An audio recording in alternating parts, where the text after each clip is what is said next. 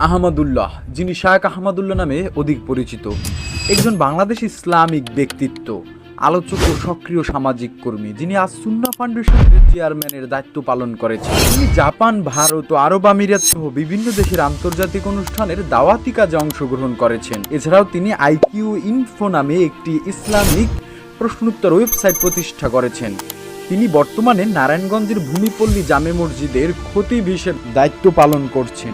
2017 সালে উম্মাহর স্বার্থে সুন্নাহর সাথে এই নীতিবাক্য নিয়ে একটা ফাউন্ডেশনের পথযাত্রা শুরু হয়। আস-সুন্নাহ ফাউন্ডেশন হলো বাংলাদেশ ভিত্তিক একটি অরাজনৈতিক এবং অলাভজনক ধর্মীয় দাতব্য সংস্থা। এটি শিক্ষা, দাওয়াত ও মানব কল্যাণ সহ নানা বিষয়ে সেবামূলক কার্যক্রম পরিচালনা করে থাকে। পণ্ডিত শায়েখ আহমদুল্লাহ এটি প্রতিষ্ঠা করেন এবং শুরু থেকেই তিনি চেয়ারম্যান হিসাবে এটি পরিচালনা করে আসছেন। এই সংস্থার অধীনে আস-সুন্নাহ স্কিল